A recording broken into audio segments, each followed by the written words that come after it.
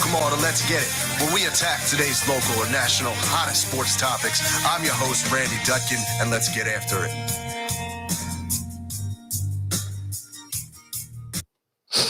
Good morning, Let's Get It fans. Welcome to another great episode. I'm your host, Randy Dutkin, along with my co-host and producer, Jason Bryce, and always my co-host, Coach Marcus Bullock, coming to you on a beautiful Sunday morning. Got a great show ahead for you.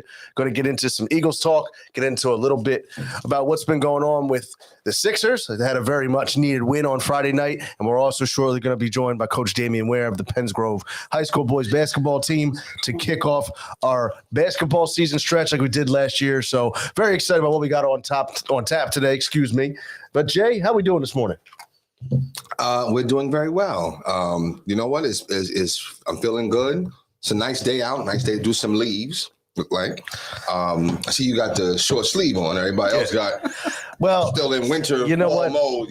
You know what? If you reverted back to summertime. Here's the thing. Okay. Here's the thing. Because I knew we were going to be inside here. I was like, oh, I'll be okay. I mean, I have two jackets in the car. So knowing that I was in here, I was like, I'll be okay in the shorts. That's fair. Fair. Doing well. Rested somewhat. Recharged. Just looking forward to a good show, man. We got good topics, and Coach said it a while ago. It's basketball time, and it's basketball time. You got scrimmages coming up next week. It's just excited, man. So it's ready to get started. So I'm doing good though, bro. Oh, absolutely. Like I said, we're excited. I know, Coach, I'm sure you're excited with the basketball season up and underway. How are you doing this morning? All is good, man. All is good. I feel the same, man. Basketball season's here. Had basically a good first full week of practices in and just ready. Got 3 scrimmages next week, so excited for that to see where we're at and go from there. So how many scrimmages do you guys have on the docket? We have 5. Okay. Oh, wow. 5. Okay. Yeah. So basically we play or scrimmage every other day. It just keeps from now until the start of the season. So that's good. So let me ask you this. So when you have your scrimmages, is there one game that you would look at and you gauge more than the other?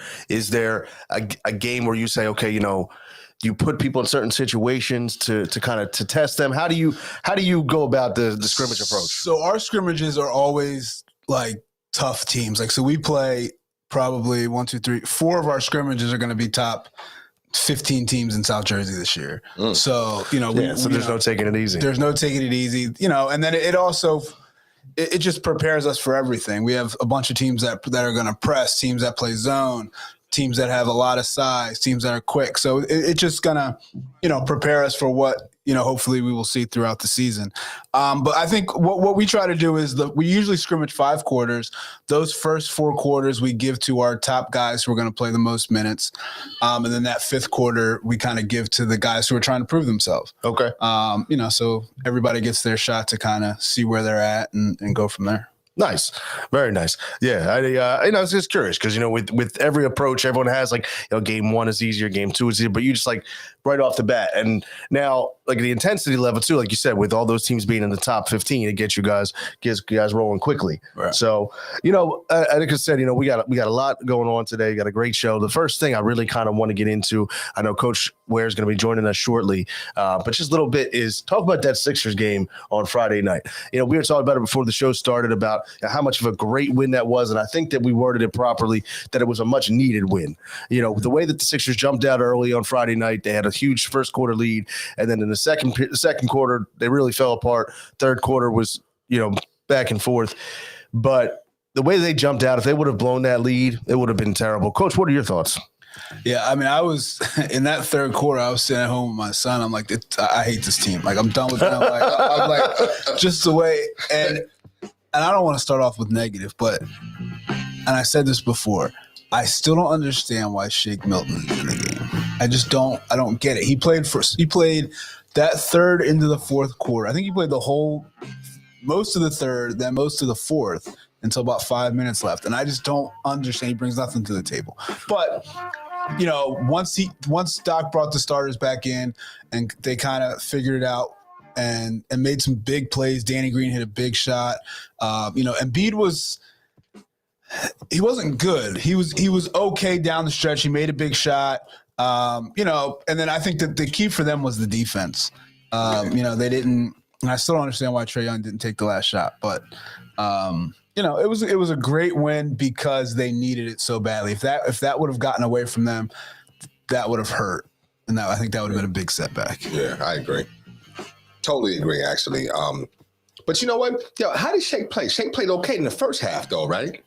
And again, I missed some of the game, so I thought I heard Allah say like Shake was cooking.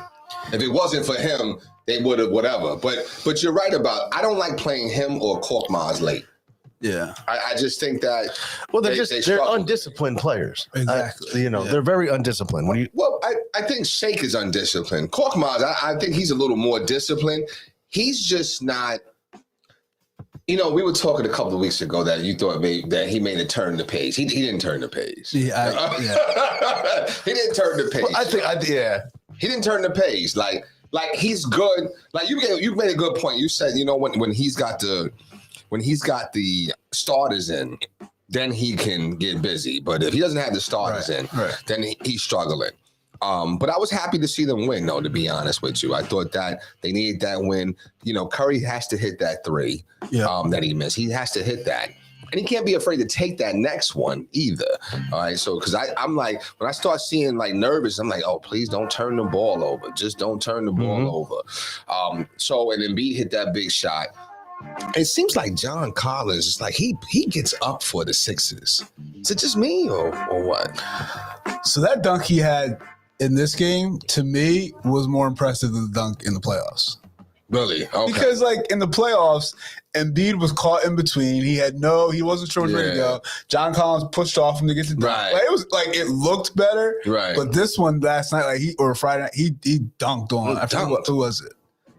Niang. He dunked on Niang. Yes, that's what I'm saying. Like he gets up for I still don't think, and we're shifting for a second. I still don't think his dunk is better than Toscano Anderson. That was nasty. Oh my god. Oh yeah. Oh my goodness. But I'm happy for them. You know what I do want to see? I want to see Embiid's celebratory pump a little better. Like I just feel like it seemed off. I don't know. It just. When he jumped, it didn't seem. Did you want to jump? After the game? It seemed awkward. Did you want the two fists in the air? You know what? Okay. It seemed Kawhi Leonard-ish. Like, you know what I'm saying? Why? Messed up. It's like a messed up pump. I don't know. He jumped. I really believe that seemed awkward. Yeah, I think he was trying not to swing too hard and punch somebody in the face. Something. I think for Joe though too, it was just a sense of relief. Yeah, I agree with that. So it was like, yes, we got that win. The guy it over. I got you. Because they've been struggling. He had, he knew how much that he needed to come through. I know that too. Like we talked about it also. He had a great game Friday night, but I think he was probably just done after that. It was a good thing that they were off again until tomorrow, because if they would have been back, let's say if they had a back-to-back, I think you would have really seen him struggle the next night and even Sunday, because they were talking about with him being out for so long and battling COVID, his stamina and whatnot. That's always an excuse for him. His stamina ain't been there never. You know what I'm saying? You're right. Stamina ain't never been there. It's always been there. It's because, it's always the same thing. The Chick-fil-A and Shirley Temple died. Yeah, I mean, but he's changed that. But the thing is, what bothers me? When they got those shots in crunch time, that's where I want to see him the majority of the time. Foul line extended down. Yeah. I don't want to see you starting at the top of the key or on the wing. Yo, get in the sweet spot. So that means Doc Rivers has plays for him then. So why don't you just run those plays like that? I don't know. Sometimes I think the Sixers offense is just out of sync sometimes. I don't know. I think it's stagnant, and I think that that's the issue. Like you said, it's that they're looking. They don't have the aggressor, and they still haven't. I mean, Embiid, shows up, but they don't have the aggressor. They're looking around, and you see it all the time for who's going to take that shot and who's going to be the one in crunch time. And and that's why so many times we see the Sixers get poor shots off, because nobody ends up taking control. They end up late in the shot clock, just hoisting up a three or whatever it may be. I do like Maxey. Well, yeah. I like Maxey. Maxey's going to learn who swatted his jump. Collins, matter of fact. But it's because he got in the lane. He could have shot a little floater, but he did this little dipsy do. So he's going to get better at that. But I think he's I think he's a 2. That's the thing. I think that he's a 2. I don't think he's a 1. So I think if you have him as a 2, I think he can create his own shot. Mhm. I don't think anybody else on that team can create their own shot like that. No. Which I completely agree. Which I think is a problem because I don't think Maxi's there yet to do that in big games. Yeah. late in the game. I'll give you that. Yeah, that's fair. You know, I like Niang though. I like him. I like him, and I think he's much better than Mike Scott was. He's much better than that. He just complains too damn much for me. He does a little bit. Like every play, he's complaining. Like, yo, just play. The court, right? Yeah, you're right. Come on, man. I give you that. But I will say, I don't know where we'd be without Andre Drummond. Yeah, Because even when Embiid's playing, those minutes that Embiid's out, he's so valuable. Yeah, he is. Yeah. So valuable. Well, tip-ins, rebounds. Rebounding, too. Yes. Yeah. Old school rebounding, too. Remember, last year, they would have, okay, well, we're going to bring Mike Scott in. And Mike Scott's going to be our big guy off the bench when Embiid's out. Like, no. But to me, Mike Scott was a clown. Well, no, Mike, okay. I mean, listen, Mike Scott, he was good. 1 year. For 1 year, maybe 2, right? Yeah. Maybe. But then he faded. I'm not sure if it was an injury thing or whatever, but he faded, though. So, I like Niang. I think Matisse is okay. I want to see him shoot that J. Gotta be able to make jump shots. Stephen A says that, you're a basketball player. That's all you do for your living. That's it. Why can't you improve on your game? You should have no weaknesses. And you know what? To his point, he's right. though, right? Right. That's all you do is play ball, bro. So, like, Matisse, he's got to shoot that J better, whatever. But, you know what? Like I said, it was a much-needed win. I'm a little nervous about this back-to-back in Charlotte, though. Well, the good part about that is not a good part for them, but a bunch of their guys are out with COVID. Yeah, I was going to say. Oh, really? Yeah, Charlotte. Wow. They got a bunch of guys out. About 4 or 5 guys are into the COVID protocol. They called up all their G League guys. Oh, wow. Wow. Okay. Yeah. So, it might be what the doctor ordered, no pun intended. Get some rest, maybe. You know what I'm saying? What's up with Tobias? Well, who knows? They said he was out with an illness, but it wasn't COVID. It wasn't COVID. Oh. And it's like, I don't know. I'm not saying everything is COVID, but I was like, well, COVID just ran through the team, and you're seeing all these issues come up in the league. Yeah. It's like, are they trying to sweep it under the rug? I don't know. I don't know. So, but, I'm happy. I was happy with the win. You know what I'm saying? So, hopefully, we do something. But you know what? Do you think we're still affected by the Ben Simmons drama? Well, even though it's like we're not really hearing about it. Well, I think the biggest issue is we're still affected on the court because as much as we hate to say it, without Ben Simmons there, the Sixers are lacking, but a lot. We this recent, losing, would you attribute it more to Ben Simmons or more to COVID? Well, I think it has to go more to COVID. Yeah, they were short-handed. But I think if Ben Simmons is on the court I think we went 2-8 in that stretch. Right. We might go, I don't know, like 4-4, so whatever it was, 4-6, okay. 5-5, so whatever, Okay. But I think we're hurting. I don't think we're hurting because of like the Ben Simmons trauma. When's he going to play? I just think you're missing, even if it's not Ben Simmons, you're missing a max level player on your team that you just don't have. Okay. Right. And then whatever that transpires into through trade or whatever, like you just don't have that level of player that's on the court.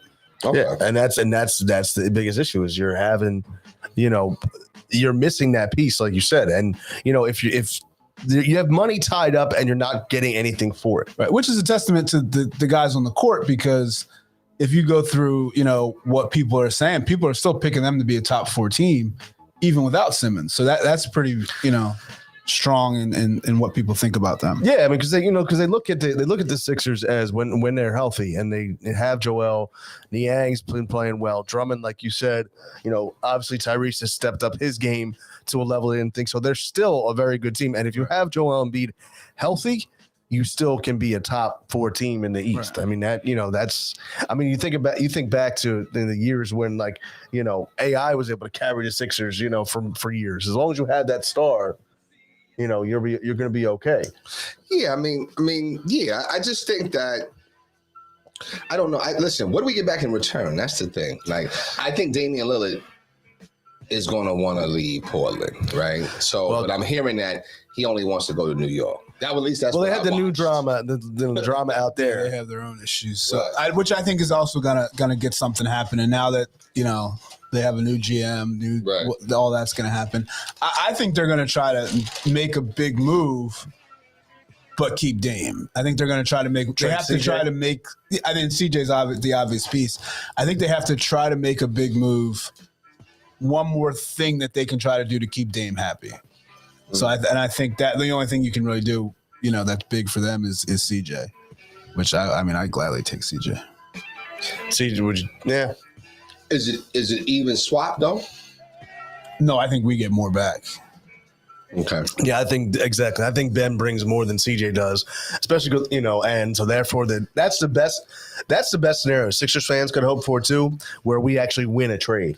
Because my biggest fear is that we don't win the trade that we. Well, I think what has happened now with Maxey stepping up the way he has is you don't have to get a point guard back. Yep. Even though I agree with you, Jay, I don't think Maxey's your point guard long term, but I think he's capable enough right now. And the way that the league is right now, you don't have to go get De'Aaron Fox. Like, he doesn't have to be in the trade. We can get Buddy Hield and something else that's not De'Aaron Fox or something like that, like where you don't have to have that point guard coming back to fill that spot. So I think that's huge that Maxey has stepped up for that. Yeah, and but that's the thing. I think that is what we're still missing. And if we get that in return, we'd be much better. I mean, I think that, like we talk about every time we're out here, they're still taking shape, and all these games now, all the struggle that they're going through, it's still going to benefit us in the long run down the stretch when it comes playoff time. We just have a lot that we have to figure out, and I think the biggest issue too is, like you said, when we have guys like Shake, guys like Korkmaz, one night, he's able to drop 23, and the next night he's 1 for 11. That I just don't know if he's built like that. I don't think that he's built like that. I don't think that Korkmaz is. Listen, I'm not saying I don't like him. I'm not saying that at all. Okay, but I just think that he's just not built there. He's just not ready yet. You know what I'm saying? He'll be there soon, but not just yet, though. So sounds good. Well, with that said, Coach, how you doing this morning? Hey, what's going on, fellas? How's everything going? Good. For joining us once again. For those of you who just tuned in, we got Coach Damian Ware, the Penns Grove High School boys basketball team. I know you may have heard a little bit of our Sixers wrap-up talk there, so I'm going to get your thoughts on that. And actually, just because we're doing it, what are your thoughts right now on the state of the Sixers? And then we'll get into talking about you in the upcoming season for the Penns Grove team. Well, my Sixers, man, I love them to death. We started out great with 8-2, and then we got all the COVID issues. Embiid went out, Tobias went out, so then he went from 8-2 to 8-8. Now we're kind of just a middling team, with everybody getting back together. But I don't know if you guys remember, like I told y'all last year, we need to get rid of Ben, and now it's rearing its ugly head. You know what I mean? okay, no, he's right about that though. No, you absolutely did. So we've been sitting here a lot of episodes to talking about, what is the best trade scenario. If you're sitting there and you had your trade machine, what trade would you make for with Ben Simmons? He's going Dame Lillard. I already know that. No. Actually, I don't, because you know why? I like Maxey, so I would not go Dame Lillard. I would go like with another wing, somebody in the mold of I don't know, Shai Gilgeous-Alexander or somebody like that. He's a good player, tough player, somebody can score, because we don't have a finisher. You see at the end of games, we struggle to score points because we don't have that guy that can just go and get a bucket when you need a bucket. And that's where our problem comes in at the end of games. Like, Tobias is supposed to be that guy, but he's not that guy because he's kind of limited with his ball handling. So you need a wing ball handler that can just go get a bucket when you need one. Right. Yeah, no, absolutely. I think that's what we've all seen, and in an ideal situation, yeah, that's what we do. I have this theory, Coach. I think putting Maxey at the 2 and just getting a good lead guard, I think you'll be okay with that, because Maxey can get the first step on anybody, but it's just finishing more than just that one little layup that he likes to do. So he got his floater, he got the little finger roll, and then he got the little pull-up jumper. Just being able to finish a little more. Yep. He might be the guy, though. I think as he plays more, as he gets more experience, I think he'll grow into that, because you can already see the explosiveness that he has. And like you said, nobody can stay in front of him. So he has to just get better with his finish around the rim. And he's not bad at it, though. I heard a stat the other day, like on his floaters, he shoots like 62% on his little floater shot. I mean, that's a great percentage on a floater shot. So if you give me 62% on that, I can live with that, you know? True. I'll give you that.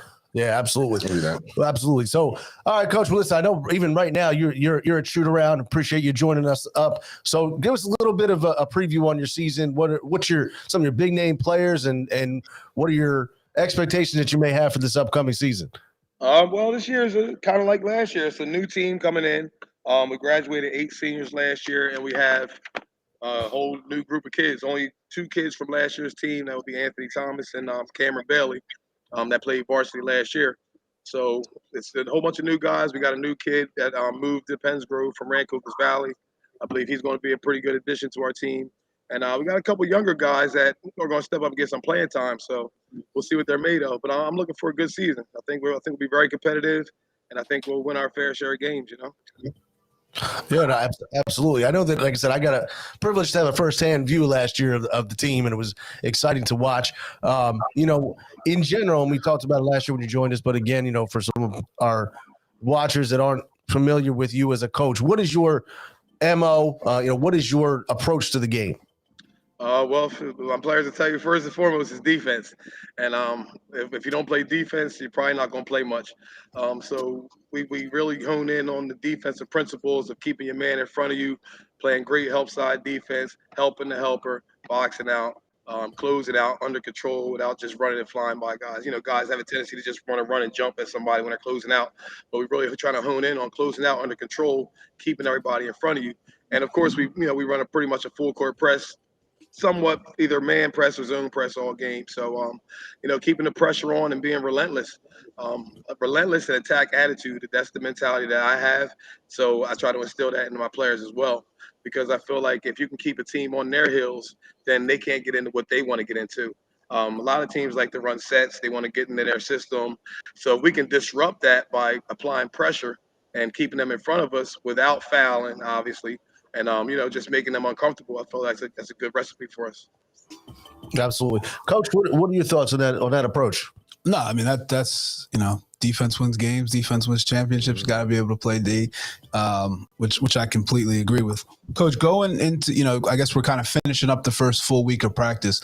What has kind of been your obviously you're focusing on defense, but what have you really tried to what have you seen from your team, and are there things that you're like, we got to work on that a little more? I like how we're doing this. Yeah, well, with like I said, with this team, I have a bunch of new guys. Some guys that kind of like last year, we had John Mayer Gilliam, Jayon Carter. They were seniors, came out for their first year of basketball. So I got a couple kids like that this year, their first year basketball players. They're not freshmen, but they're first year basketball players, but they can play.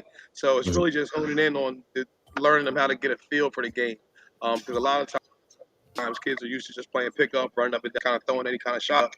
So right now it's just really kind of honing in on teaching the principles really when taking a good shot, what's a bad shot, when do you make that cross-court pass, when do you throw a bounce pass opposed to a lob pass. It's just little things, little nuances of the game that I'm trying to get a feel for. So, and I'm still getting used to the kids too, because I don't know fully what they can do. I'm waiting for this week when we have some scrimmages, so then I can really get a better feel for how they'll play in a game situation, because right now we've just been going at each other in practice. So once we get them scrimmages under our belt, we'll be able to evaluate a little bit further, and then make adjustments getting ready for the season. Now, with your scrimmages, do you treat scrimmages like games, or do you treat scrimmages like practice? I know a lot of coaches have different philosophies. Are you pulling guys out if they're not playing their defense, or are you more stopping them and teaching them? Like, what's kind of your philosophy when it comes to the scrimmages? That's a great question. For me, I like to see what they can do. Like, even at practice, sometimes I won't coach it. I'll just let them play so I can see what they do and what they don't do. Then after that, I know where my baseline is, and I know where I have to start, so I know where I have to take them to. So it's kind of the same way I approach scrimmages. I'll have a 5, and then I'll play another 5, and then I'll play another 5 for the first period or so, first or second quarter.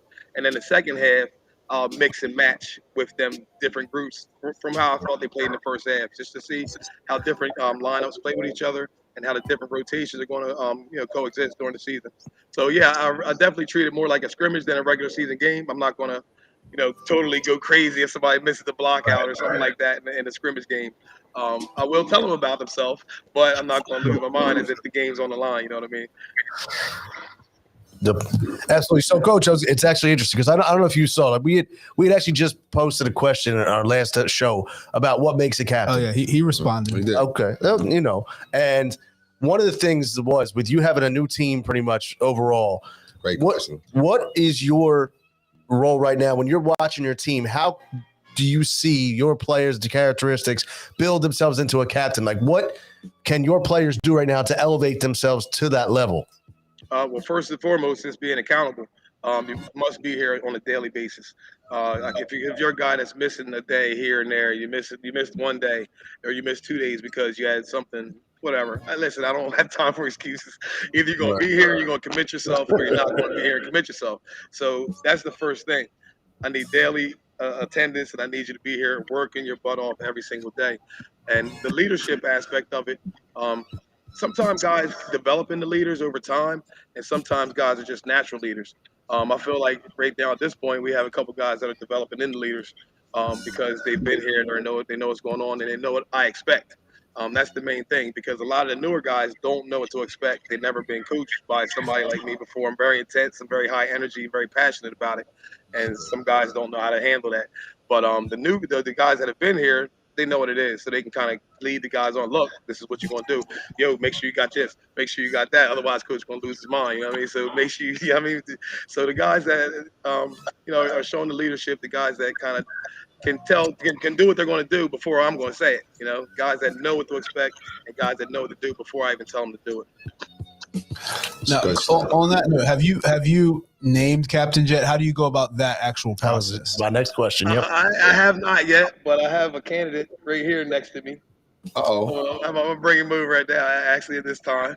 So this guy here, he's on the short list for captain. I'm not sure yet, but I think he's going to be in the mix. This is Anthony Thomas. Okay. He played point guard last year. He started for us all season. He averaged about 9 points, 5 assists or so per game last year. I was just talking to him a little bit ago. I said the numbers got to bump up big time this year. Anthony Thomas, Gummy, his nickname, little short fire plug. But he's one of the guys that's going to be stepping into the forefront this year, and I expect big things from him. So he didn't know yet, but I definitely have him on the short list for to be a captain, and I expect him to lead. And he's been showing that leadership, the things that I've talked about before just now with you guys. He hasn't missed a day yet, and he leads in scrimmages. I mean, he leads in the layup lines, the warm-up lines. He's telling guys what to do, what's the next drill we're about to do, how to get organized for the drills, how to set the drills up. So he's only been here for 1 year. He came last year, and it's the second year as a senior. So he's been one of the guys that's stepping up. So I'll let you guys get a couple questions from him real quick. All right, Jay, I know you had a before, so I did. But first, let me say, what's up, Gummy? What's good, Gummy? How you doing? What's up? All right, good. Yo, listen, Coach, real quick before we press Gummy with some questions, real quick. Being that you talked about, what you look for in a captain, right? Now I just want to ask you, and then we'll talk about it later. Is what do you think it says when coaches pick players for captain that's different than what you said and what the other coaches articulated? What do you think that says to the team? Well, it says to the team that the coach is going to allow some nonsense, because if you got a player that's not accountable and they get named as a captain, then that lets the other team know that they can get away with certain things that they shouldn't be allowed to get away with. We've all seen it before with other teams, how teams can fall apart when they have bad leadership, whether it's from the coaching top or whether it's from the leadership on the team inside. I've been around a lot of teams from my playing years to my college years to coaching that I've seen teams fall apart because there was bad leadership. And a lot of the time it does stem from the players. As a coach, you can tell players to do whatever, but you're not with them kids 24 hours a day. So you only have so much access. We get 2 hours a day as a coach, usually 2.5 hours to try to mold them and build them to the level that we want them to be with. But we have to be able to count on the players. I tell my players all the time, if I can't count on you, then I can't play you. If I can't count on you in a school on a daily basis to do the right thing, not get in trouble, then how can I count on you to be there for the games? So I think that that's one of the major things. Your players, if they're not accountable, and you got captains that are, knuckleheads, want to say so to speak, then that's what's going to trickle down to the rest of the team. So I feel like that sends a terrible message to the team. Absolutely. Well, Anthony, appreciate you jumping on, man. Listen, first question I have for you, I had a chance to watch you play last year also. What do you think the strongest part of your game is, and where do you have to improve the most upon this year to help benefit your team? Well, Coach Ware, he teaches me a lot. He be on me hard. That's what I like. He pushes me to be better. I know that nobody can really stay in front of me, like from Coach Ware, like improving my dribble game and stuff. I could drive, get guys wide open. I need to improve on attacking the basket more. Being a more leader, to my team and stuff. So yeah. Absolutely, especially when coaches mentioned you about being on that short list for captain. That's got to give you a little extra drive and motivation also. Yes, sir. Absolutely. So, Jay, some questions for Nathan? I tell you, listen, Gummy, when I first saw you play, right? Of course, listen, we're sitting on the sidelines. I'm like, okay, yeah, Gummy's, he's all right. You know what I'm saying? I didn't know you was Gummy then. I think I just called you Anthony, right? Yeah. I'm like, I'm watching him play, and I'm like, he got like a little Andre Miller type thing with him, where you can't. It's like you're not stopping him. He's going to get his shot off. He's getting in the lane, and he's doing this thing. I'm like, and I told you, I was putting you in the hallway, be like, listen, you become my favorite player. You know what I'm saying? So I appreciate your leadership and whatever like that. I do think that I can see why Coach puts you on the short list for the captain. I like your leadership. I like your leadership. He's on the trip. I like your leadership on the trip, too. You know what I'm saying? Like, he's just an overall good kid. So my thing is, how do you decide during a play whether you need to get others involved or you need to just maybe start doing your thing, which is going to get others involved? So how do you decide what you want to do out there on the court? What's that thought process out there? Well, I just look at all my teammates and look at their matchups and stuff. And if I see somebody on me that can't guard me, I'm gonna take them. I open up my teammates. They're gonna be wide open because somebody gonna have to help on the defense. So yeah, I just look at see who guarding them the matchups, and yeah, that's it. And then do your thing. Okay. My next question is too. This is actually to both of y'all. I haven't seen them yet, but I'm coming. I think y'all's is Tuesday. What's up with Spikes? How's Spikes doing? Spikes is tough. Oh yeah. Spikes is legit. I didn't know what to expect from him. And you know what? When I got message that he was he had moved here from Rancocas Valley, and they said he played varsity as a sophomore there, but he didn't play last year. So I did go back and do a little research. I looked up a little video just to see how he played a little bit. So I was like, okay, looks decent. But now that he's been in the gym and he's been working with us every day, I'm like, yeah, he's gonna be legit. He's gonna be a legit player for us. That's for sure. All right, good stuff. Yeah, solid player, 6 foot, about 6 foot, can shoot, can drive, can handle it a little bit. Got a lot of energy. Too, yeah. Anthony, I got 2 questions for you. Okay. One has to do with basketball, one does not. On the court, what are your goals for yourself, for your team? What are some things you guys are hoping to accomplish this season? Well, to win the championship, and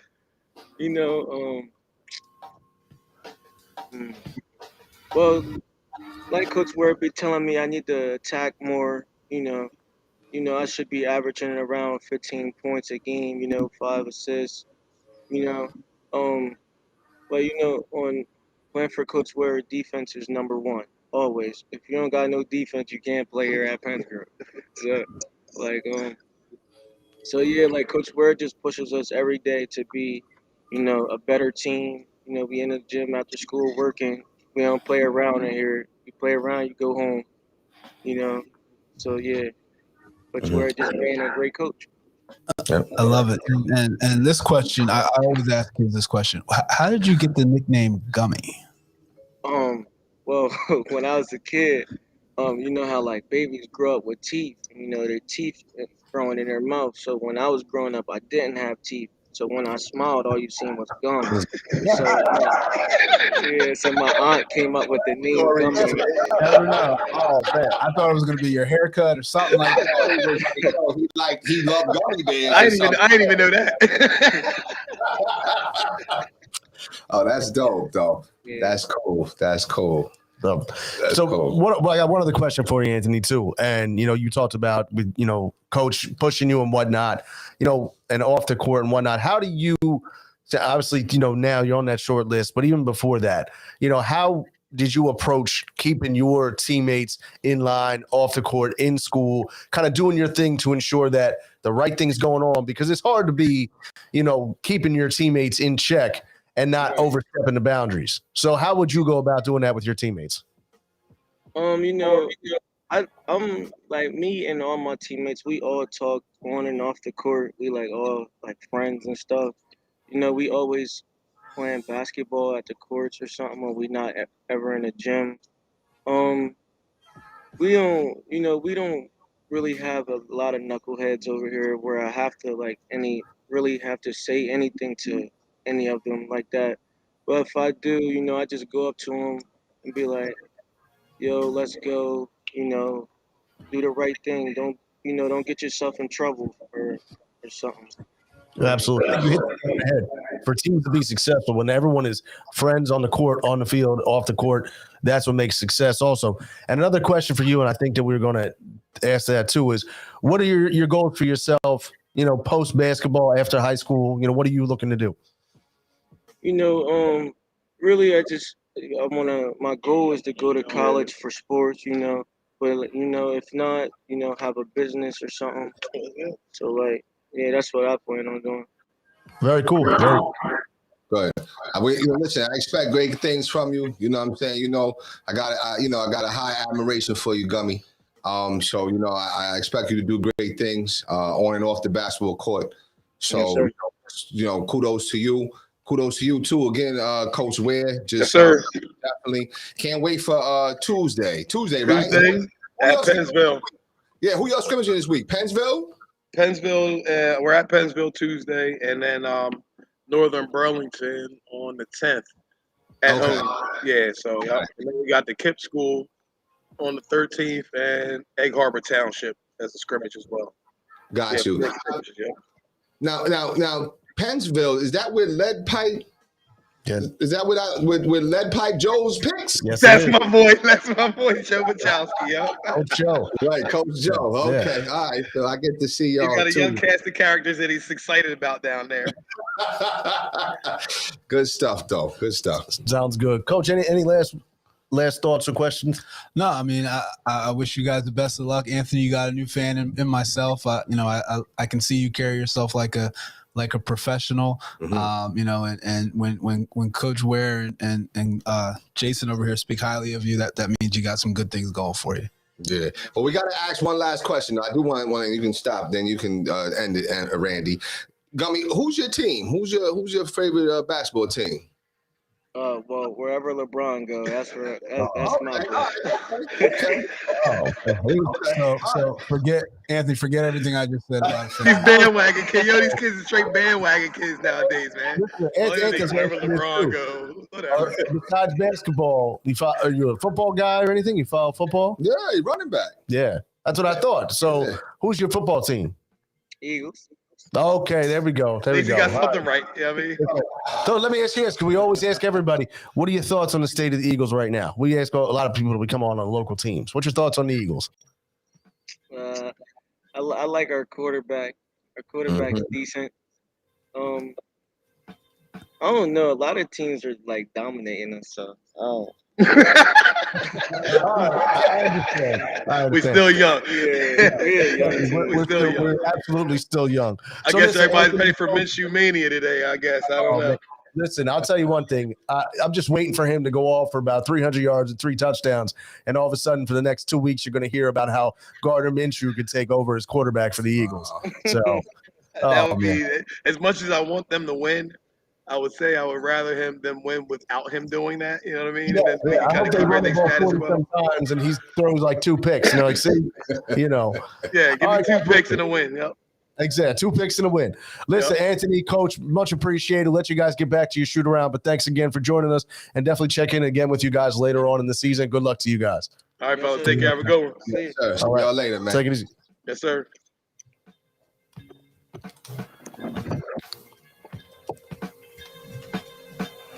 All right. Yeah, Man. great interview. Let's give it up for Coach Ware and Anthony Gummy Thomas. Absolutely.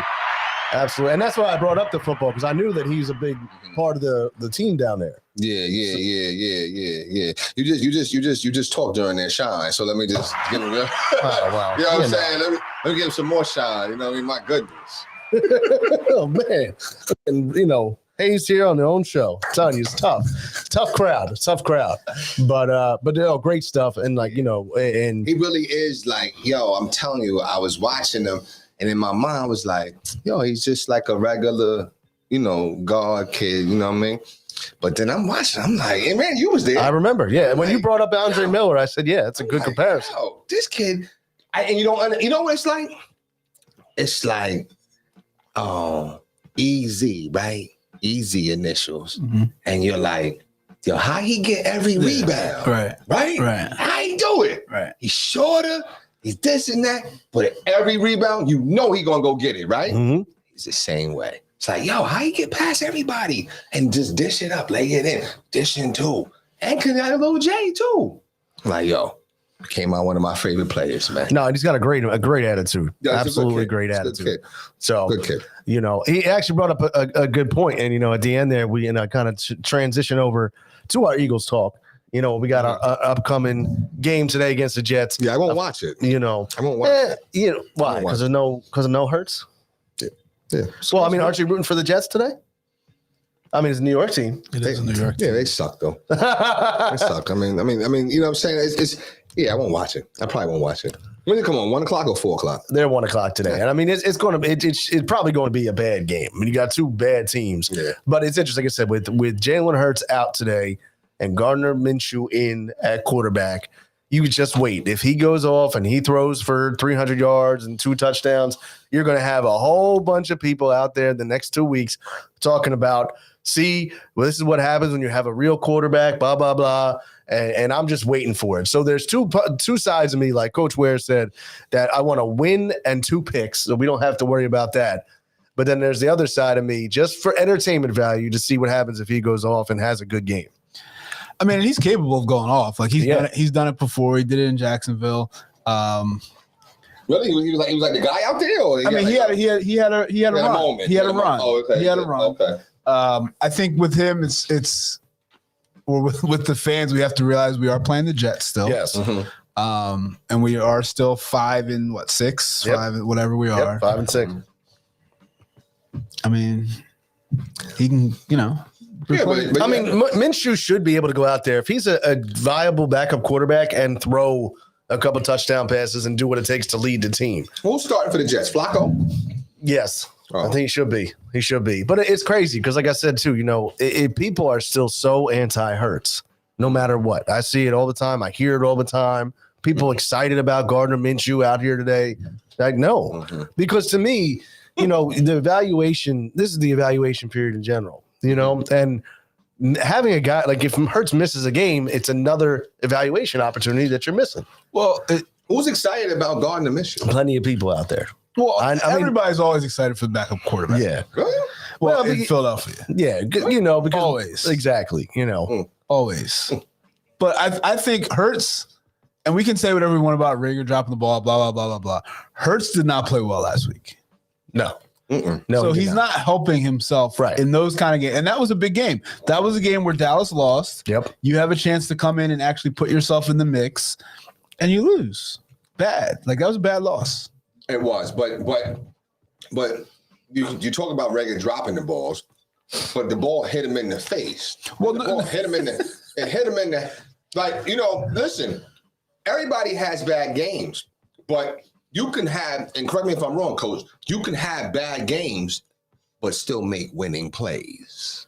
For sure. And that's what I felt like Hurts did, but he didn't, it wasn't completed by the other personnel. Is that fair? Very fair. Okay. Very fair. But what I'm saying is when you're trying to prove yourself, You can't have those. you can't have those type of games That's fair. where, and I'll say this, yes, he had a bad game and then tried to make a winning, and then had the opportunity to make a winning play. But you could also say on the flip side, if he plays better throughout the game, he doesn't have to make that winning play. I mean, and that's the thing, and that's all part of the growing process. And it's the thing is, that's the evaluation that I don't think is fair. Every other quarterback would get an evaluation period and say, oh, he's a young guy. You know, it's just all part of the growing pains. Like, for example, and I think you're talking about early in the game when Hurts threw the pick, they were at the 3-yard line. He had a very bad throw, ended up getting picked off instead of, instead of just taking the points, getting the 3 points. It would have been a big difference down the stretch. Okay, that would have, to a lot of teams and a lot of players, you would say that's part of the growing process, learning to hold on, when to throw it away, when to take the points.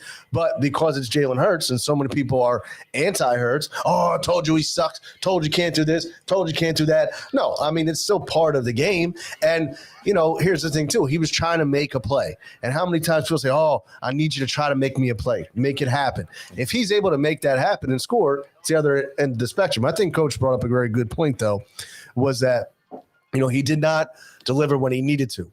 But it's amazing how people are so excited about Gardner Minshew and so anti-Hurts. And I don't get that. I don't get it.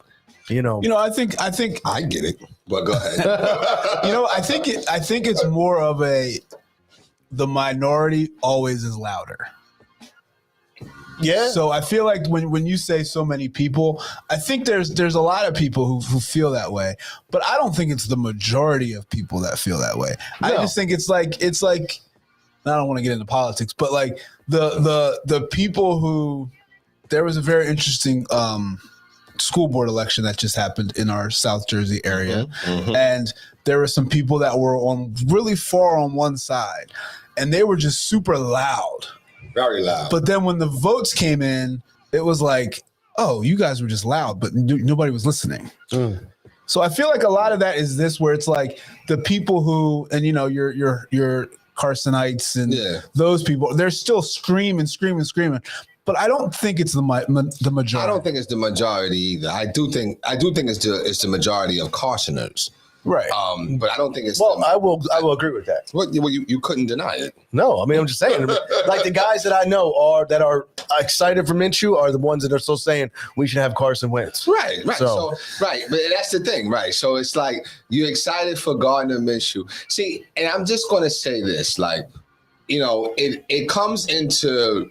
It has to be an enlightenment, because it's like, you know what? I think I might have been talking with you, or maybe I talked on the previous show. Jalen Hurts makes plays with his leg. Yes. But it's not an attribute. It's actually a flaw. Do you understand what I'm saying? Yeah. People highlight it as a flaw, not like an attribute. No, and I know. And that's not fair. No. But when Carson made plays with his legs, it wasn't a flaw. No, you're right. It was an attribute. Look at that. He's able to. So why is Hurts then judged differently? And I'm just going to leave it there. No, and then I'm just leaving it because I'll play devil's. I agree with what you're saying. I'll play devil's advocate to it, though. Okay. Well, first of all, we know that I'm there and I'm a Hurts fan, so don't be doing your little thing doing. No. I think it's going to be all right, Dipsy dude, roping me in. And I think it's because this: when you have a quarterback, you want them to be a pocket passer, and then when they do something with their legs, it's a bonus. Yeah. Okay. Where I feel like Hurts, his strength is his legs. Yes. His ability to get out of the pocket. Yes. No. Coach, you heard it. He said that shit with conviction. But because it's the truth, though. Because it's the truth. When Hurts right now, that's the biggest. No, because his legs are what enable him to become a good passer. Because when Hurts makes a good throw, we say, wow, that was a great throw. See that? He can make the throw. As opposed to when another quarterback runs the ball, we're like, oh, wow, that was a great way to use legs. I think it's more of a strengths and weaknesses thing. Okay. I agree with what you're saying. I hear what you're saying. No. I hear exactly what you're saying. That's fair. But then my pushback would be, did he become a quarterback because of his legs or because of how he throws the ball? Well, and that's what I'm saying. Is I think his legs are his strongest attribute. But how did he get the quarterback position? Okay, if his legs was his strongest attribute, he's able to make. If his legs was his strongest attribute, why isn't he a running back? Why isn't he Miles Sanders Jr.? You know what I'm saying? I'm just saying though. Like, why isn't he that? He's able to make plays. He's actually got an arm too, though. Yeah, right. But he's got a short arm. He got to make the long throws. I like him. He hasn't. I like him though. I have nothing against him. He hasn't made long throws. No, he's deep. His deep ball is not strong. Didn't Devonta Smith catch some of the deep balls? He did. So it wasn't. What I'm saying is he's got to improve. He's got to improve it. I'm not saying he's not. He's got to improve the deep ball. Well, okay. Did he hasn't made no deep ball? I'm not saying he hasn't. But if he's going to be our quarterback moving forward, he's got to improve the accuracy a little bit. Okay, give me your greatest quarterback in Philadelphia history. Oh, my greatest. Okay, Donovan McNabb. He had to throw. He could throw, right? Yeah. Did you like his deep ball? Yeah. You liked his legs too, right? Yeah. Okay. What's the problem? I'm saying, what's the problem, man? Hurts is the same. I think with McNabb, though, people would say he should have ran more. Yeah, that's true. Okay, so you think McNabb was McNabb because of a pocket passer? Well, no, I think McNabb because of who McNabb was, and he heard everything. Sure. He was like, okay, I'm not running. Yes, I'm just going to throw this ball. And then what ended up turning into him taking more sacks. It was like it would be like just like Jalen Hurts right now being like, all right, fine, I'm not running the ball anymore, and he's just throwing it, which is not good. It's not. That's what I'm saying. So what is wrong with what Hurts is doing? He's not doing anything. I don't think there's anything wrong with it. I think he just has to become a better, because we've seen we've seen that these running quarterbacks.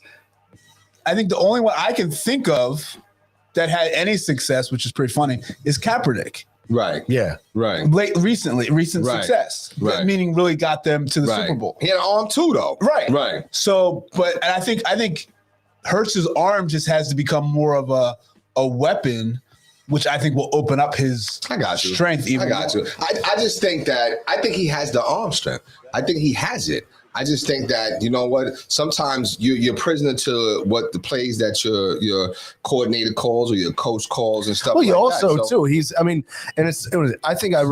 I know it's at least 4 or 5 touchdown receptions that have been dropped. No, I'm sorry, more than that. It was over half a dozen that have been dropped over the course of the season.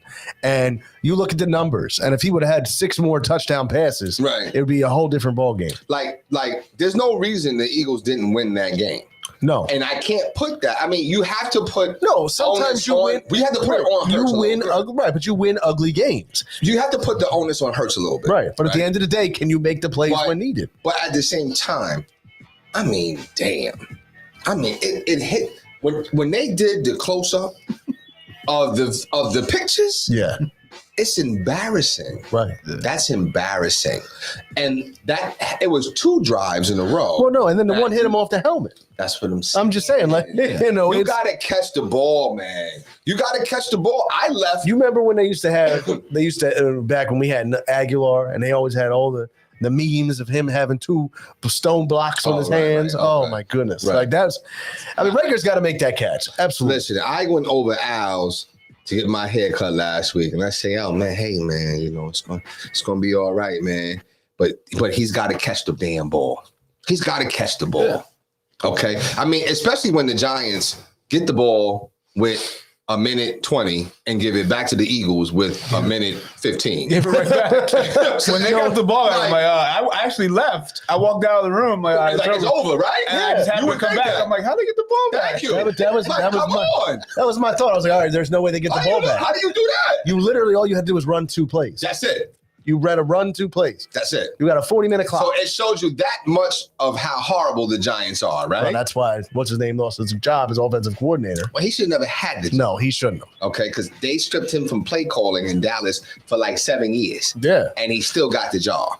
So I don't know where that came from or whatever. I don't know. But at the end of the day, listen, you know what? I'm and this is the reason why I'm supporting Hurts, because I'm like, yo, you know what? Listen, everybody's against him. Damn. No, and they are. And like I said, I mean, Damn. listen, I'm supporting the kid. I have nothing against him. I know you like to twist it, but I've been consistent. No, yeah, you have. I've been consistent on my Hurts support. You have. You know, You have. I was disappointed that he's not playing today because I don't know if I believe that. no, I am, because to me, like, I don't want to see the nonsense surrounded with Minshew. I don't want to see, Minshew was able to get him back on track, or let's say, watch what happens today. All of a sudden, Jalen Reagor's got a big game, and people are, well, this is what happens when you get good throws and you have a guy consistently out there. Like, there's just too many underlying topics that's going to come up. I wonder how was Rager with Carson?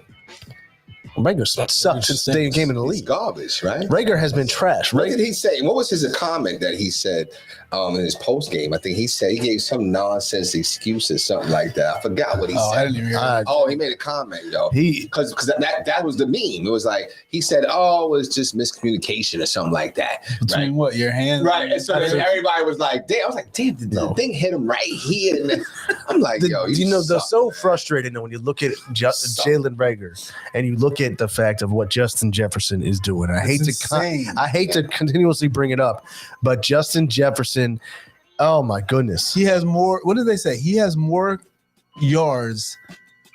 Well, he had more yards last week than Rager has all season. Yeah, and I think he might have more yards the last 2 weeks and does his whole career than Rager has his whole career. Yep, it's something crazy like that. Oh yeah, because he's going off the last 2 weeks. Wow, but it's like something crazy like that. Yeah. Wow. And it's just, I know you can't go back, and say it, but it was like, those are the draft picks. Those are the picks when, like, you have the glaring, this obvious choice. And then, again, Howie tries to outsmart himself, and, it'll be interesting. People talk about Howie who? You talking about? Howie Roseman. Oh, you talking about the Super Bowl? Blah, blah, blah. GM. Yeah, the Super Bowl GM. Yeah. I got you. Mm-hmm. How much time does that give you? I was gonna say we are now seriously. Yo, I'm saying. I was gonna say we are now. It buys you some time. It buys you. How long? How much time? 5 years. I know. I don't think the time runs out. I know. So I once think you win, 5 you're years. just good. No, I think 5 years. I mean, what was my man on? What was Jackie Moon? What was my man on semi-pro? Right? What was it? What was Woody Harrelson? He was the one with the ring. No, right? You're right. Come on. No, I think as a GM, and even as a head coach, you get 5 years after a title. I think 5 years after a title. I think. But it all depends on how you're doing. I was going to say, you can't just be the worst team in the league. No, but like I said, if you're in, but I think when you got progressively worse, like Bill Walton, right? Like he's like the guru of announcing and basketball aficionado, and I mean he was hobbled for a lot of his career, right? The fact that he's in the top 75 NBA players is a joke. A joke. Well, listen. It bought him some time, didn't it? Bill Walton's a fool. It bought him some time, though. I'm just saying, right? No, I know. They buy time. Like, listen, that's why they want to become a champion. Like, Barkley, he won't, you know what I'm saying? Like, or who Andy Reid won run. Well, how about this? Doug Peterson. Yeah. How much time you think he gets a job next year? I think he could have had a job this year if he wanted. Yeah, I think Doug. Okay. I think he took this time off. Like, let me just take a year, and he comes back. Yeah, absolutely. Okay. Yeah, I think he does. I mean, because he's still young in the coaching realm. Okay. And he does have a lot to offer. Okay. So, like Nick Foles. Why do you bring him? No, I'm just saying he's a Super Bowl. He is Super Bowl champion. Matter of fact, who's a good? Here it is. Trent Dilfer. Oh, Trent Dilfer sucks. It bought him time, didn't it? Didn't it buy him time? Did it? Well, no, because Trent and stardom.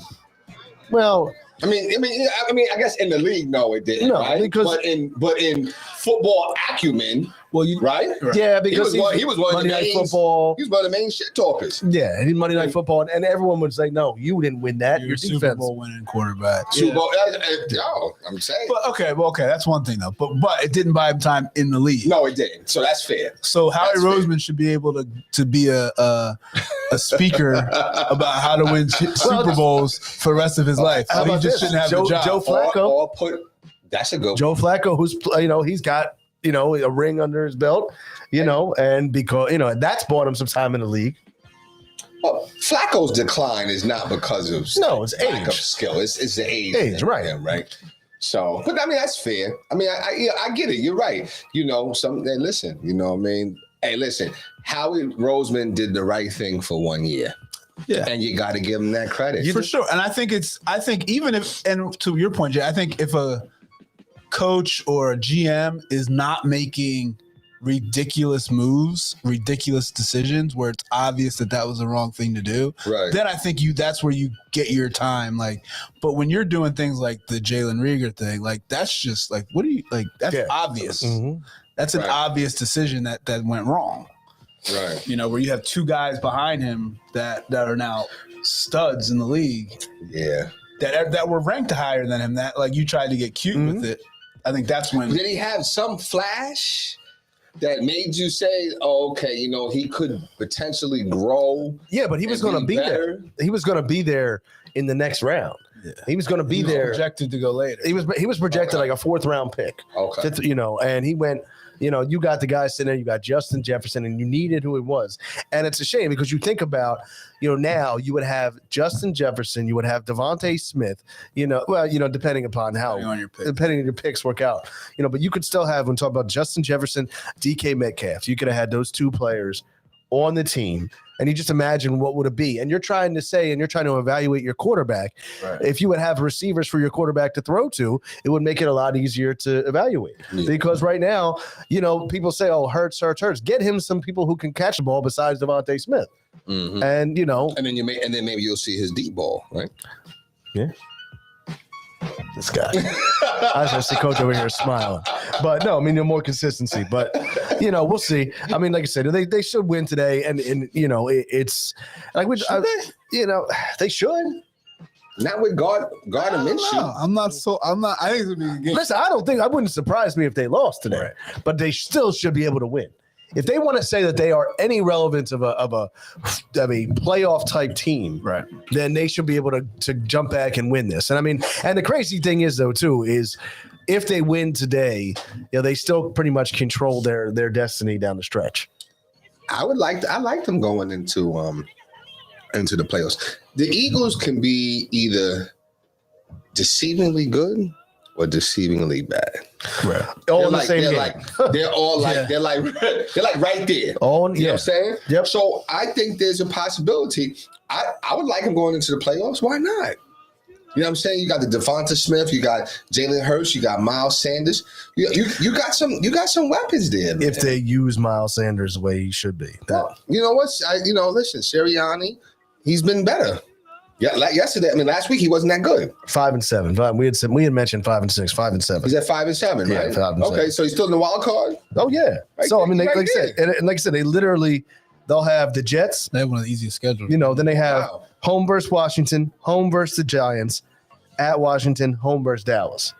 That's their last 4 games.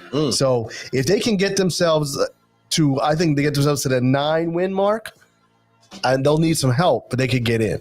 Because I don't think that I don't think they sweep those last 4 games. It's a 4 division. You're not going to sweep 4 division games. It's not going to happen. Just don't know, man. No, I'm just saying, but I'm rooting for them. No, I am. And anyone, like I said, who's rooting for them to lose, no. It's more exciting. Mm-hmm. It's much more exciting. Mm-hmm. So we'll see what happens. So one thing, before we get into our final thoughts for today, one thing I had to bring up was, and it's near and dear to me, is the Major League Baseball players and the strike that's going on right now, the lockout. The owners said we want to strike, not the players. Well, the owners are the ones that called it, but the players' demands are pretty ridiculous also as far as what they want. But here's the thing, though, too, and with baseball already is struggling big time to develop a fan base and to have popularity.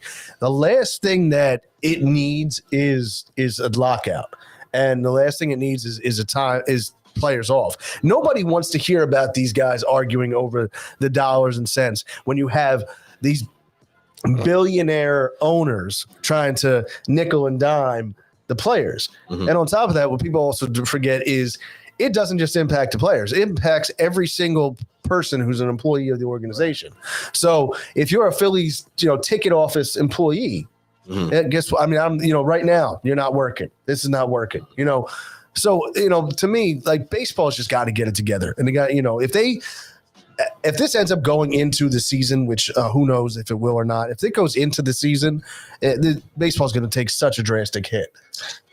I don't know. What I do know is that the Mets signed Matt Scherzer for 3 years at what?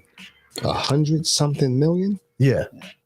Was it 40 a year, something like that? Yep, 40 years. That's crazy. Absolutely. And the crazy thing is, he's worth that much? Scherzer's awesome. But the thing is, even at the end of in the postseason, he had arm soreness with the Dodgers. Did the Dodgers win the title? No, the Dodgers lost. No, the Braves. The Braves lost. Yeah, the Braves won. Yo, I mean, that's a lot of money. The money that was getting thrown out this offseason was just unreal. Oh, my gosh. So I don't know. What are they locking out against contracts like that? Because that's a hell of a contract. No. It's and I could see them like, yo, what? You used to see that kind of numbers like maybe, 350, 10 years, 12 years, something like that. Yeah. But now you're seeing that kind of money on 3 years. I mean, you might mess around and start getting like 70 million a year. You get 48 million a year. Essentially, you would only have to play baseball for 3 years just to you could actually never play again and be okay in life. I mean, yeah. I mean, you're right. 1 year and be okay, right? You know what I'm saying? Like, I don't know, man. Like, it's just so being that they're able to pay so much, how could it take a hit? How's it taking hits if they're generating the revenue? Because if they're paying Matt Scherzer $48 million a year, what are they getting in return though? What are they getting? Oh, that's the thing. They got to be getting at least $100 million. Absolutely, and that's the issue. More a game. How much money are they making in general versus just think about it as a business brand, right? Mm-hmm. In general, just as Steve Cohen versus everybody, he's got to be pulling in at least billions of dollars to be able to pay that salary. Isn't most of that coming from TV deals, yes, advertising? Yeah. It's not coming directly from the fans. Okay, no, I mean, but it's still coming from the pot of pool that Cohen is responsible for. No, for sure. But what I'm saying, when it takes a hit, now when people aren't coming, when people aren't watching, now it'll be a trickle down. The TV deals aren't going to be as high. The advertising, I'm not paying that. There's nobody there. Okay, so I think it just trickles down and starts to. So now, but it's one of those sports, though. I will say, baseball is one of those sports like football. It'll always bounce back. Because it's an outdoor thing and it's an outdoor like baseball is a summertime.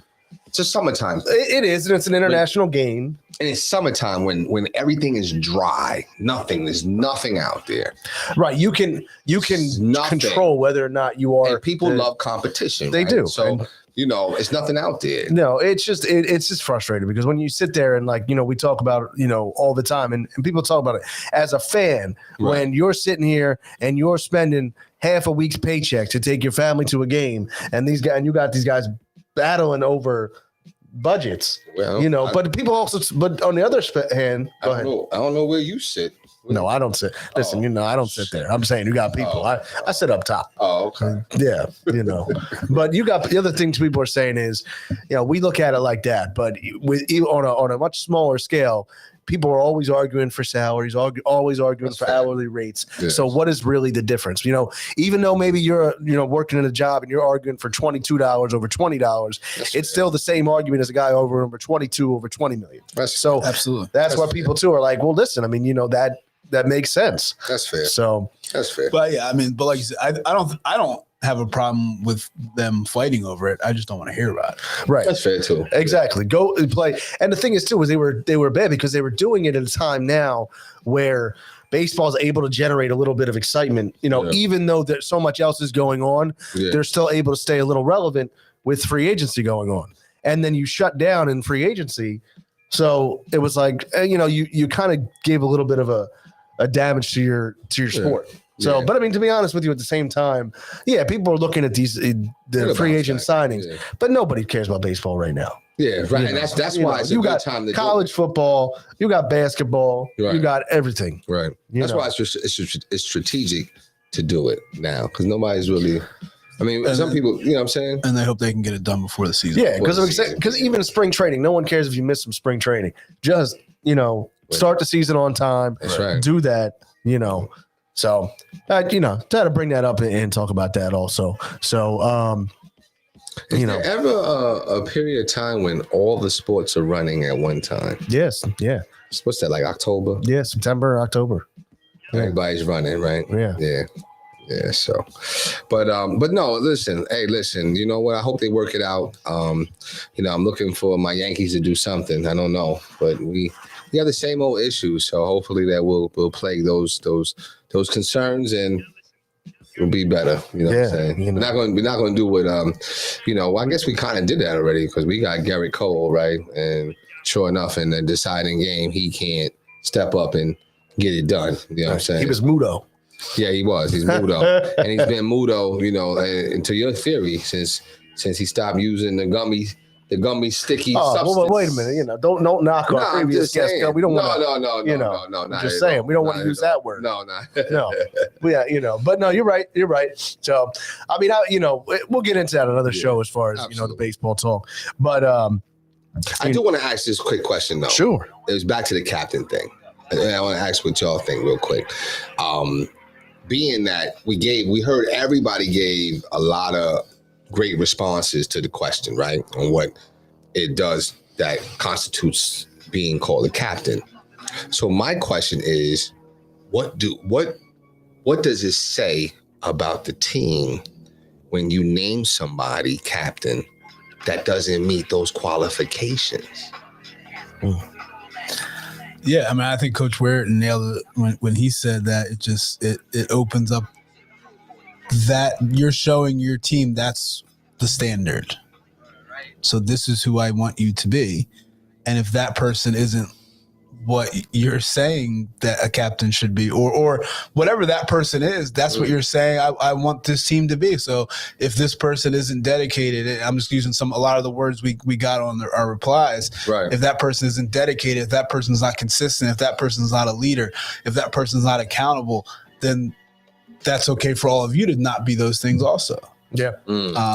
So I think that's what you're saying. That's what you're showing. And it also, to a mature person and in a high school or lower levels, they might not be able to see this. Mm-hmm. You're saying being a captain doesn't mean anything.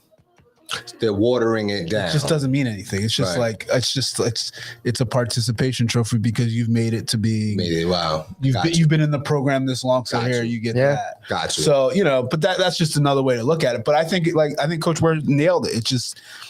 It's allowing other people to be less than to be subpar. Yeah. Mm.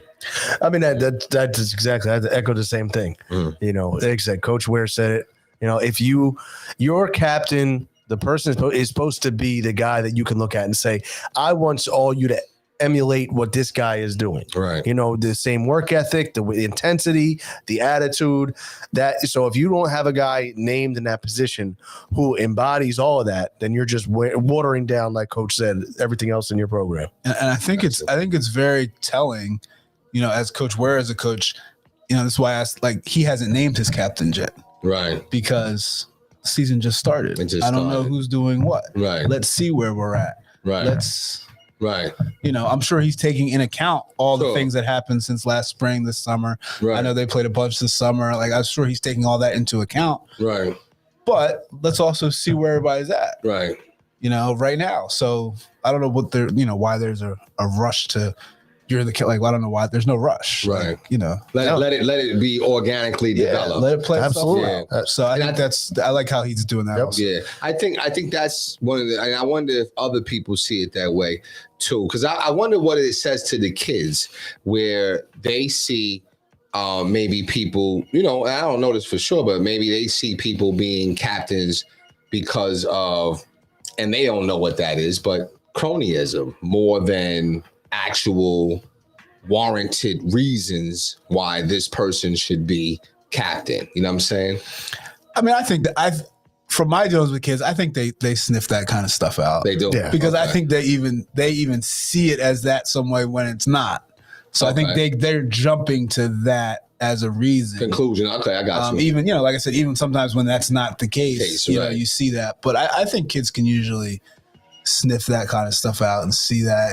And I think, and unfortunately, I think it diminishes from a kid who's named captain who doesn't necessarily deserve it. I think the kids resent him for that. And they may not even ask for it. So that's like it can almost bring about discontentment. Yeah. And I don't even blame the other player, the player who was named captain for that. They may not even. They might be like, "I'm a captain for what?" Right. Like they might have that attitude. But now the kids who should be maybe feel like they should be are resenting that person, and it's not even their fault. But that's that's natural. Yeah. Good point. Yeah. Good. I mean, it is. I mean, like you said, you brought it up. I mean, you talk about it, talk about it even in the fall when I was working with my guys down in Camden, there was players, well, I got this and we're that and we're this. And and I said to them, nobody's captain right now. Right. Just because you were here last year or you're the senior on this team, or like I have, one young man, who was all conference. I said, just because of that, this is a whole new year. Right. I don't know who the captains of this team are, and, I think you said that's the best way to do it is, what happens and then go from there and, make team players earn it that way. So, and I don't care. Like I said, I really don't think, and that, Coach, you might, feel a different way, but I don't really care what year you're in. It's what you bring to the court, what you bring, So just because you're a senior doesn't mean I'm going to make you my captain, or just because you're doing this. You could be a first year sophomore, but if you embody what I want on my team, I can make you a captain.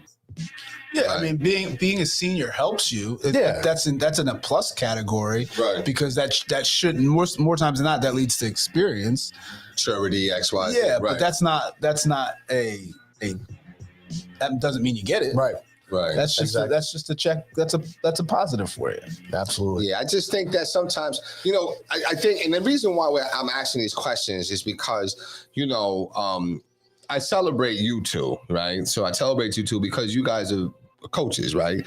And you guys have such a unique influence in a kid's life. Whether it's, from empowering to encouraging to developing, you guys get the whole gamut. And you could really, I don't know, I think that it's like with anything, you can do great things being a coach, but then you can also do great damage. And I think some coaches don't necessarily understand that. I think for some coaches, it's all about kids are commodity and they're here to help me be better. Me to be great. Help me rise in the ranks. Help me rise. When I'm not saying that that's not the cherry on top, but the first and foremost thing is to motivate, influence, encourage, and develop. I agree. Those have to be first and foremost.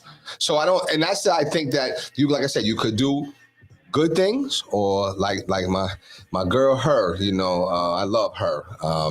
She sings a song, you could do great damage. You could do damage. You know what I'm saying? So to speak on that, I'm actually, with a kid I train is in college right now, and he's kind of going through it with his coach, and his coach has been acting real funny, sitting him down, usually plays 30 minutes a game. He played one game at 10. And, I'm like, what's going on with him? And he's like, he starts naming all of these things of why the coach is I'm like, he seems like he has some other stuff going on, and he's got a lot of pressure on him. Right. Like, what else is going on? And he named off 3 or 4 things, and not one of these things had to do. And I think college is a little different than high school because that's his livelihood. So the number one thing in his life is probably winning, which I'm okay with. And I get that. I'm fine with that. But none of these 4 things were based off of winning.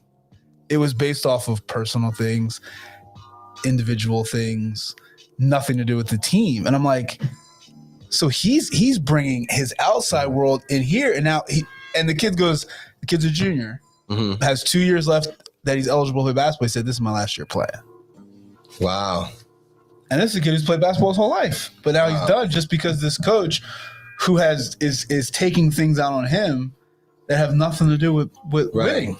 Right. I mean, I don't. Like I said, college is a different level than high school. But as a coach, that your court, your field, whatever, should be a domain of peace that you're able to block out whatever else is going on and focus on the field. Right. And so I think that it is a credibility, or a skill for a coach to have that you have to develop. And I mean, like you said, so too, Jay. I mean, like, obviously you love winning and you love doing that, but at the end of the day, like I said, it should be to make better young men. And that should be the purpose of it. And the cherry on top is that you getting paid, you're getting stuff like that. And one would think that as long as if you're doing that, then you're going to get that. And it's funny too, because like I said, like even last year, I said when I was involved with coaching, the head coach, he always says, "Oh, make sure you get your paperwork in, you get your compensation, blah blah blah." And I told him, I said, and I guess it's the older mentality, like now we have this younger, really trying to work with our kids. I'm like, listen, the compensation I get is from working with these kids. Sure. And he's like, well, yeah, you want to get your financial response. I said, I know, but like you said, it's kids texting you on Sundays, kids texting you on Saturdays, like when you're building those relationships, and that's like I said, because you're going to get that anyway. That's going to happen. You know what I'm saying? And that's you being diligent about. It's like when kids want to join the military, right? Nothing against the military, nothing against it at all. But when a kid comes to me and they tell me, "Oh, well, this recruiter told me this, and this recruiter told me that, that," I have to let them know that, hey, listen, keep in mind. They get paid if you sign. That's all. I mean, you got to do the knowledge of it. That's the truth. Yeah. You know what I'm saying? They directly get paid if you sign. So to me, that changes the relationship a little bit. Yeah. Okay. Because now there's money involved. Mm-hmm. That's what I'm saying. When money is involved, it's like, you know what? Yeah. Are you loyal to me or are you loyal to what me brings? You know what I'm saying? So like that recruiter, he's all, I want to be nice, but he's all about, hey, I got to hit this, 50 sign up mark this month, where I won't get my bonus. Right. So, Right. But, and like I said, but I think it also goes too, and we talked about before, and throwing it out there now on the show is that, the idea of the coaches panel and bringing some coaches on, to kind of get that debate going. So that's something to look forward to, I think, and we're going to be going after in the upcoming shows. I think that'd be good, though. I think that'd be really good just to have coaches, not even just like yourselves and just debating. I don't want to say really debating, but maybe bringing the light. Yeah. You know what I'm saying? Because I'm sure, like, even you as veteran coaches, right, and particularly you, Coach. Yeah, still. Well, I didn't want to. That's okay. I mean, I consider myself a rookie coach. But I'm not going to do that here. It's okay. It's okay. But you as a veteran coach, sir, I'm sure you see young coaches coming through the ranks that you're like. All the time. Right. Okay. So how do you discern? Like, you discern that, number one, but then what are those issues that you have? Not saying that's a question now, but just saying that those things, I'm sure other coaches such as yourself would love to bring into the light. It's like me as a counselor. If I see young counselors coming up and I'm like, nah, they're not really looking at things from the eyes of the person. They're looking at it from their own eyes. I'm like, we got to do the eyes, training. the eyes of what training they were, or something. Right, the eyes of the book and what they read, and right. You know what I'm saying? Yeah. So you know what I mean. So that's why I think it'll be a great experience. Absolutely. So, all right. Well, with that said, it's been a great show. Once again, shout out to Coach Ware from Penns Grove Boys Basketball, and of course Anthony Gummy Thomas, who joined us. We're going to be looking forward to following those guys and just to kickstart off, a very successful run we had last year. We had a lot of different coaches on. I know we're going to reach back out to some of those coaches that joined us last year. Have them back on again, and kind of just keep that going, because I know that was a big thing for the local area to highlight the schools, and it also helped highlight us and helped us grow. So we are appreciative of everyone that was on before last year. It's going to join us again. I know I usually throw out the final thought to somebody, but I'm going to jump on it today, and I'll take it. All right. So, I think my final thought, like I said, too, is just, obviously, with Eagles are there, Sixers are there. It's just kind of trying to keep an even keel and kind of keeping a good base of where we're at as far as the success of these teams, not getting too high, not getting too low on the Sixers. Cause I know that, right now each game has a little more impact on it than it did before. Like I said, we have the 2 games coming up against Charlotte back to back, which is going to, hoping get us back on a winning track. And, I'm hoping the Eagles can pull out a victory today and be interested to see what happens, after today, depending upon the play of Gardner Minshew. So that's where I'm at. All right. Coach, how about yourself? I'm not interested in this game at all today. No. Be honest. Sixers hoping that we can kind of figure some things out and get some consistency, which I think will be good for them. One thing I do want to bring up, and I don't want to talk about today. I think it'll be coming down the road here.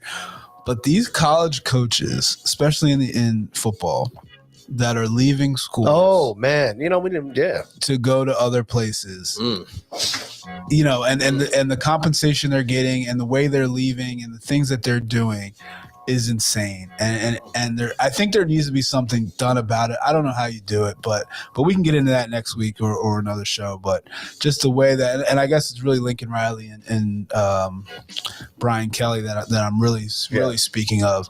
It's just to see the way that they leave, and then when a player tries to transfer schools, it's like, nope, can't do it, can't play, blah blah blah. Like it's just sad that the way that they're, we talk about being treated like a commodity. That's really what these kids are being treated like.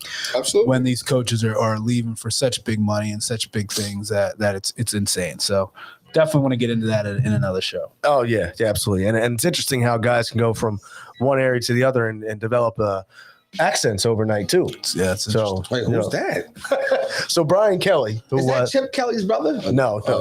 It might as well be the way that he acts. So it actually kind of resembles him a little bit. They kind of look, So Brian Kelly he was in Cincinnati, then he was in Notre Dame. He was very successful in Notre Dame. I didn't realize he was the winningest coach of all time at Notre Dame. Oh wow! So then he went down to LSU. Brian Kelly went from a regular accent to all of a sudden say, in the great state of Louisiana, I'm excited to bring football and succeed. Yeah, listen. But it was crazy because they showed literally his goodbye speech on the day before, and then his entrance speech down in Louisiana. And it was like so fun. But it was just like, man, you really are, but we'll see. But I think, Coach, you make a great point. Hey, listen, like he said, you got to play to your crowd. Their allegiance is not to the kid. No, there's no allegiance to the kid. It's the allegiance to the money, man. Absolutely. And that's what you got. It's dangerous. Which I'm even fine with, because I get it. Money's money. Sure. But when honor. Both of these coaches, the day before, said, "I'll never leave this school." Oh yeah, and then literally the next day they're gone. Like that's what I'm saying. Like, but I'm gonna play devil's advocate too, though. We'll get into that another show. Lincoln Riley said he's not going to LSU. Sorry. We all have jobs, right? And we do our jobs well. But we have responsibilities, right?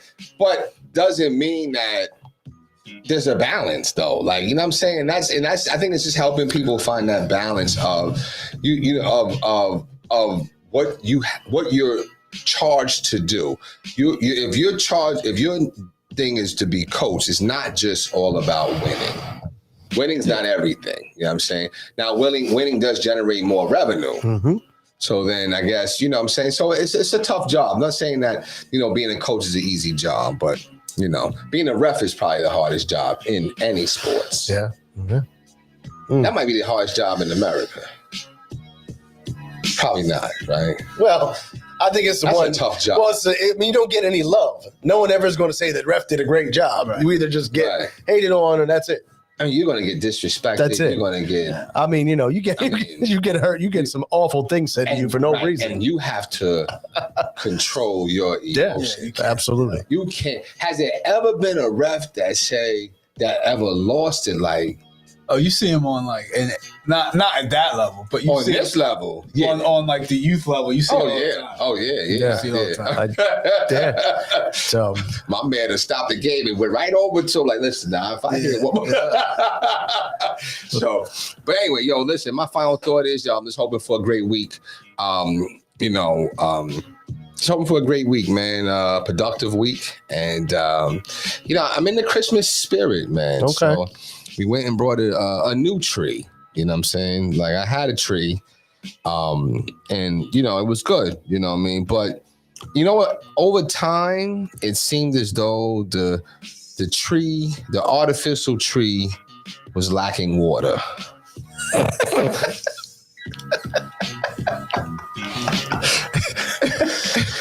If you get my drift, you know what I'm saying? It seemed like it wasn't growing anymore, so we needed to get something else. So I'm in the Christmas season. Just excited, man. It's my niece's birthday Nice. Next Saturday, so excited to spend some time with her and celebrate with her. Just excited, man. Just excited for the upcoming week. The scrimmages, I get to see my son play. Son's been 100% clear as of Friday, so that was a good thing. I'm ready. I'm ready to see. You need a clap for that? Yeah, absolutely. We give Jay Jr. some claps, some shines. You know what I mean? But yeah. So he's ready to go. So I'm excited. I'm excited to see some basketball. absolutely. Now the fans allowed to watch now. Okay. Absolutely. Okay. And I hope. And that's why I'm gonna get my booster too. I'm gonna get my booster. Yeah. I don't want no hindrances. Yeah. From I'm going to come out and watch Jay. Yeah. I'm going to tell people in the crowd, of course, how I helped develop his game. Yeah, you did. And then coach got to come out and check you guys out too. You did. I want to come check out you guys. Clotheslined them. Well, what I'm saying? I built toughness. I built toughness. Okay, it's all in perspective. As a 10-year-old kid, you clotheslined the kid. Whatever. Man. But you know what? I hope that when he's getting drafted, good. he said, "Listen, I've been taking elbows since I was 10 years old, and I'm come check you guys out too, coach. So I'm excited about that. So absolutely. All right, who y'all play? Matter of fact, yeah, coach. Who y'all play this week? Did you tell us? You probably told us. I'm sorry. No, we have Medford Tech on Tuesday at home. All of our scrimmers are home. Okay. St. Joe's Hamilton. And then Atlantic City on Saturday. Okay. Of those three, which will be the St. Joe's Hamilton's? They're going to be a top probably 5 teams. Okay. I was going to say they might be. Then when's that? Thursday. Okay. Is that Keanu? Yeah. Okay. All right. Okay. And Atlantic City, that's at home too. Yep. Saturday morning. Saturday, I think we play at 1. Okay. Might have to come out there and check that out. All other games are what? 3:45 or 7? 4. Okay. That's cool. Yeah. Yeah. That's cool. So do a little publicity too while we're out there at the games. Yeah. So. All right. Well, listen. They got that shiny wood floor, man. You know what I'm saying? At Holy Cross. I like it. You think so? I like it. I like stuff. I like stuff like it was like your floor at the crib. You know what I'm saying? I like that. I like shiny floors, man. You know what I mean? Wood is like wood. It's like vintage. Yeah, it's vintage is a good word. I like stuff like that, man. No, I hear you. So, all right. Well, with that said, with all the final thoughts, and once again, shout out again to Coach Ware, to Anthony Thomas, for Jason Bryce, for Marcus Bullock. I'm Randy Duncan. Once again, appreciate you guys watching. Let's get it. Go back, check out the interview we had probably about 20 minutes or so into our show with Coach Ware and Anthony Thomas. A really good one. Follow us on Facebook. Give us your thoughts on the different things we talked about. And as always, appreciate all the watching, all the support, and we'll catch you next time.